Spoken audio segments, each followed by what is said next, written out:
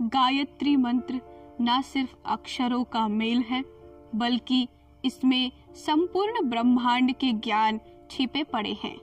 गायत्री मंत्र में प्रयुक्त ओम भूर्भुवः स्वः ईश्वर के विराट स्वरूप की झांकी कराता है।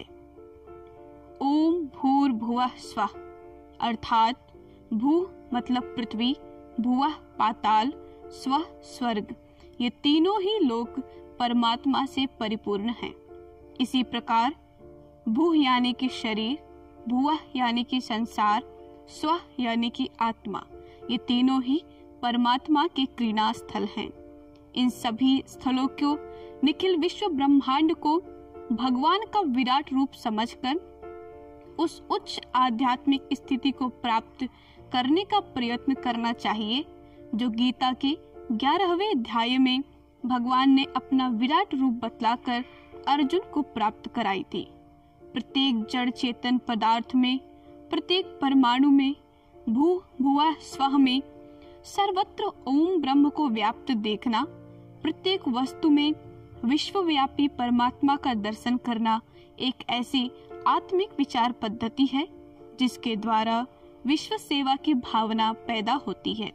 इस भावना के कारण संसार के प्रत्येक पदार्थ एवं जीव के संबंध में एक ऐसी अश्रद्धा उत्पन्न होती है जिसके कारण अनुचित स्वार्थ साधन का नहीं वरन सेवा का ही कार्यक्रम बन पड़ता है।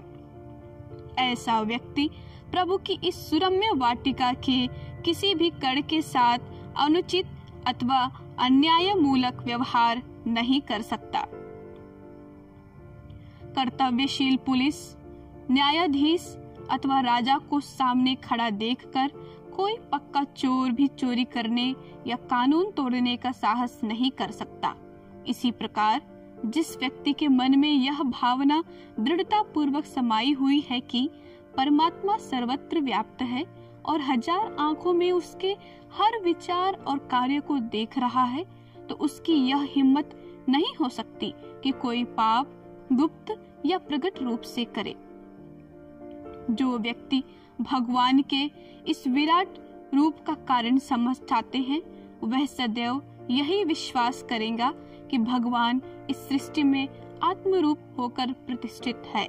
इस प्रकार की भावना जीवन के अंत तक स्थिर रहे, इसी उद्देश्य से हमारे यहाँ योग्यता, बुद्धि, सामर्थ्य के अनुसार प्रत्येक व्यक्ति के कर्तव्य निश्चित कर दिए गए हैं। कर्तव्यों में विभिन्नता होते हुए भी प्रेरणा में समता है, एक निष्ठा है, एक उद्देश्य है और यह उद्देश्य ही अध्यात्म कहलाता है। यह अध्यात्म लादा नहीं गया है, थोपा भी नहीं गया है, बल्कि प्राकृतिक होने के कारण स्वभाव है और स्वभाव को अध्यात्म कहने भी लगे हैं।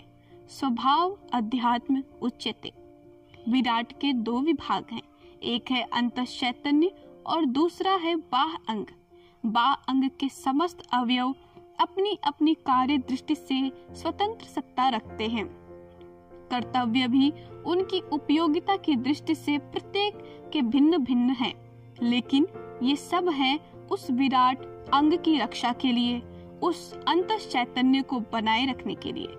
इस प्रकार अलग होकर और अलग कर्मों में प्रवृत्त होते हुए भी जिस चैतन्य के लिए उनकी गति हो रही है, वही हिंदू संस्कृति का मूल आधार है। गति की यह एकता, समता विनिष्ट न हो, इसी के लिए संस्कृति के साथ धर्म जोड़ा गया है और यह योग ऐसा हुआ है जिसे पृथक नहीं किया जा सकता। यहाँ तक कि दोनों समानार्थक से दिखाई पड़ते हैं। धन्यवाद। आगे हमारे YouTube चैनल को सब्सक्राइब करें और बेल आइकन को दबाकर ऑल पर क्लिक करें ताकि नोटिफिकेशंस आपको मिलती रहें।